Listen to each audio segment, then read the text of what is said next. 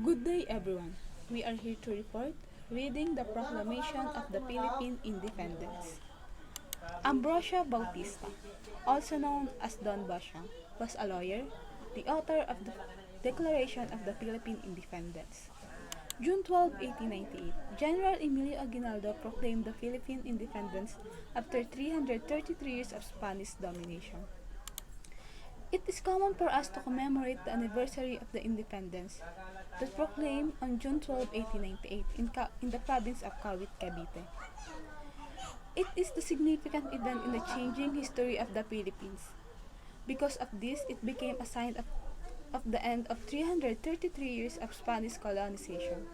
This is the most significant achievement of Emilio Aguinaldo. Reading of the document is stating the kind of government under General Emilio Aguinaldo and forthcoming hand of United States America in the newly created republic. The declaration is short, which summarizes the reason behind the revolution against Spain, war for independence, and the future of new republic under Emilio Aguinaldo. The proclamation began with a description of the condition in the Philippines during colonial Spanish. Abuses and inequality was also mentioned. Based on the Declaration of Independence on June 12, 1898 by General Emilio Aguinaldo and Filipino revolutionary forces from the Spanish colonization, the Philippines flag was raised and its national anthem was played for the first time in 1898. However, liberty was short-lived because Spain and the United States did not recognize the declaration. The 1898 Treaty of Paris ended the war between Spain and the United States. Spain surrendered the entire archipelago comprising the Philippines to the United States. Reading the Proclamation of the Philippine Independence, including analysis. Selfish and avaricious purpose, deportation which are quietly brought about by a method of procedure more execrable than that of equation, and which very civilized nation reject on account of decision being rendered without hearing of the person accused. Dito sa passage nito, pinapahiwatig nito ang katwiran sa pagkakaroon ng revolusyon laban sa Espanya at pag-abuso ng mga civil guard sa hindi makatarong ang pamamaril sa mga prisoners na ipinalabas na tumatakaw sa bilangguan. At nabanggit din dito yung hindi pagkakapantay-pantay ng proteksyon ng martial law sa mga Pilipino at mga kilalang tao. At nakasaad din dito yung mga sakim na praile at arsobispo. At nakita rin dito yung mabilis na pagpapatapon at paghahatol na walang tamang proseso. So, kung sabaga hindi dumaan sa tamang paghuhukom na yun. Next. From here, the proclamation proceeded with a brief historical overview of the Spanish occupation since Magellan's arrived in Visayas until the Philippine Revolution, with the specific details about the latter, especially after the Pact of Biak na Bato had collapsed. The document narrates the spread of movement like electric spark through different towns and provinces like Bataan, Pampanga, Batangas, Bulacan, Laguna, and Morong, and the quick decline of Spanish forces in the same provinces. The revolt also reached Visayas, thus the independence of the country was ensured.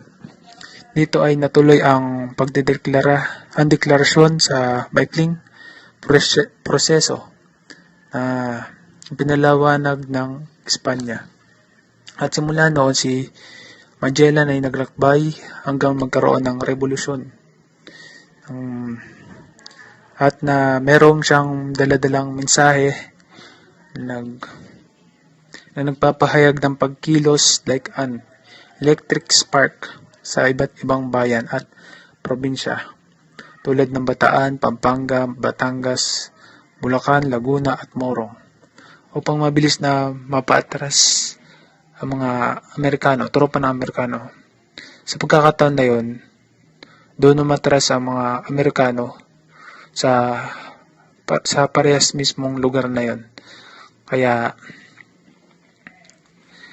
ang pagbabago ay ang pag-aklas ay nakarating sa Bisaya at hanggang sa ang kalayaan ng bansa ay natiyak na. Next. The document also mentions Rizal execution, calling in a judge. The execution, as written in the document, was done to please the greedy body of friars in their insatiable desire to seek revenge upon the exterminate all those who are opposed to their Machiavellian purposes, which tramples upon the penal code prescribed for this island. Sa document na yon, nakasad ang pagpapataw ng kamatayan kay Dr. Jose Rizal sa lalong mabilis na panahon. At upang ipaghihiganti ang mga tatlong prailing mga namatay. Hindi pala tatlo, marami sila. At lipunin lahat ng mga sasalungat sa kanilang hagikain na ito naman ay labag sa batas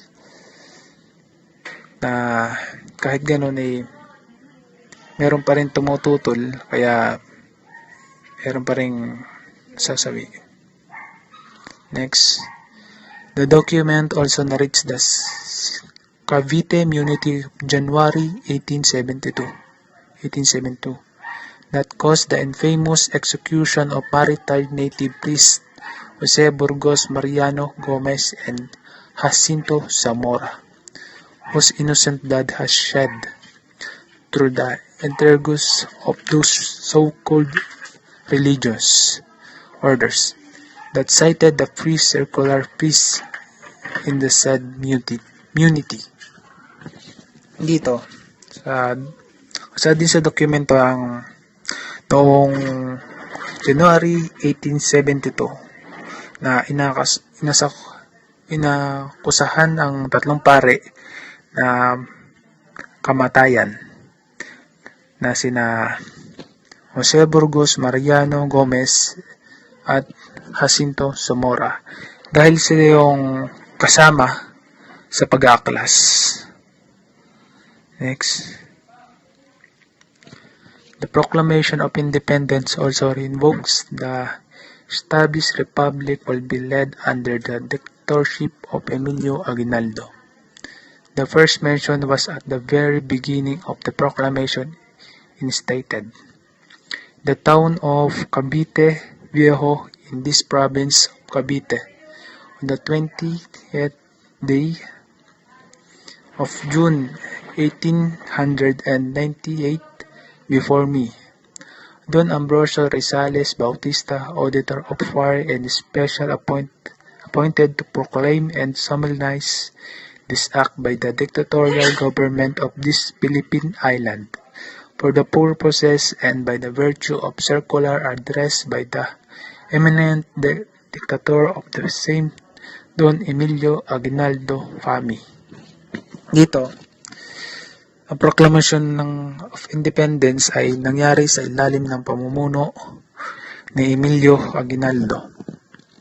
At si Don Ambrosio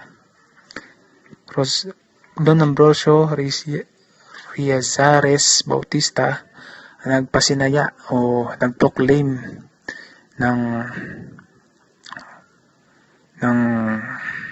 nagproclaim o nagpahayag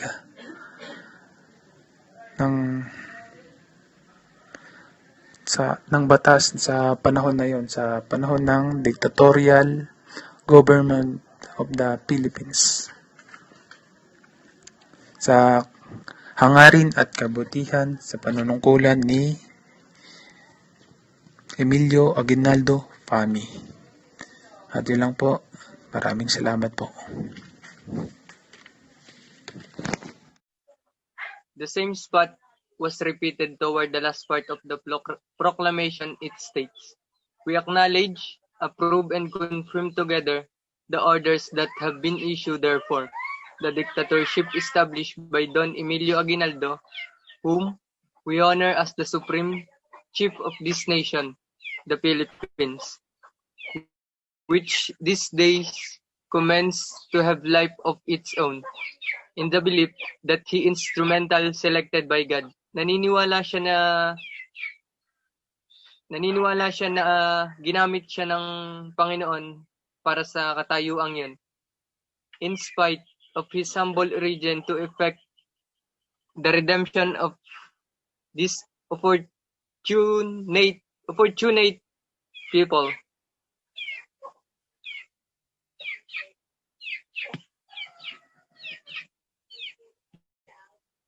As foretold by Dr. Jose Rizal in the magnificent verses which he composed when he was preparing to be shot, liberating them from the yoke of Spanish domination in punishment of the impunity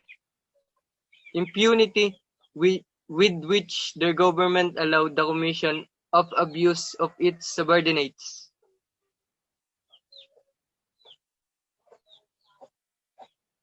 This nation is already free and independent as of this day, must use the same flag which up to now is being used, whose design and color are found described in the attached drawing. White triangle signifying the distinctive emblem of the famous Society of the Katipunan, which by means of blood compact inspired by the masses to rise in revolution. White triangle symbolized the Society of the Katipunan and inspire many people to rise the revolution.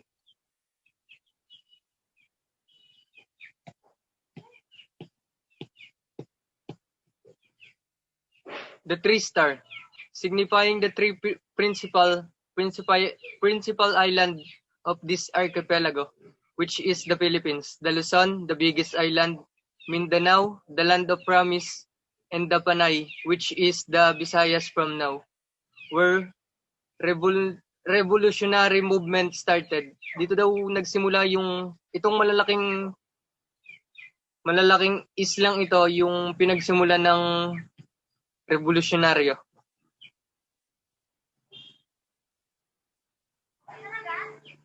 The sun, representing the gigantic step made by the son of the country along the path of progress and civilization. The sun represents the independence of the Philippines.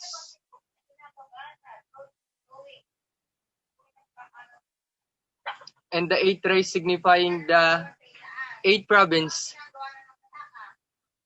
The province who were lead the revolution are Manila, Cavite, Bulacan, Pampanga, Nueva Ecija, Bataan, Laguna, and the Batangas. The color blue, red, and white commemorating the flag of the United States as a manifestation of our profound gratitude toward a great nation for protection which is lent us to continue leading us.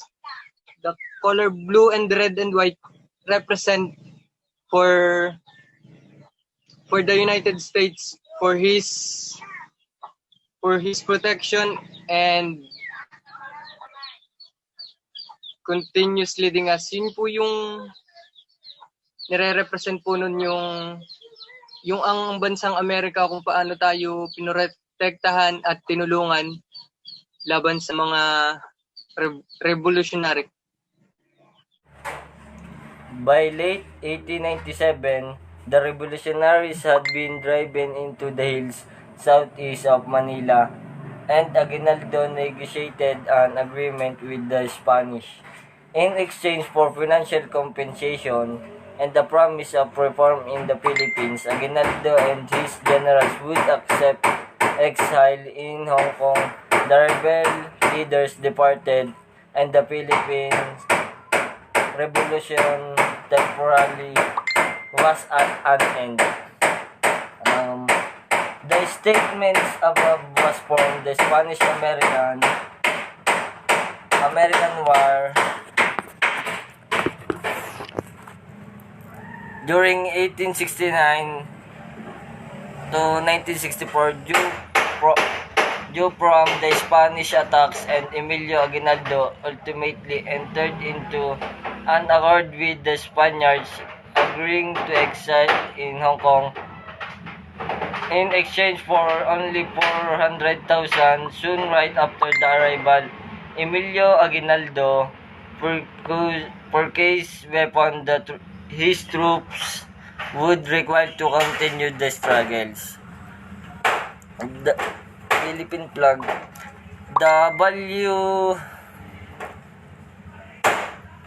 The white stands for peace and purity. The white triangle represents equality and the Katipunan Nationalist Organization. The three stars represent the three main geographical regions of the Philippines: Luzon, Visayas, and Mindanao. The suns represent independence, and its 8 rays represent the 8 provinces that led the Philippine uprising against Spanish rule. The blue stripe symbolize patriotism and justice. The red represents valor, and the black splits for freedom and independence. Thank you.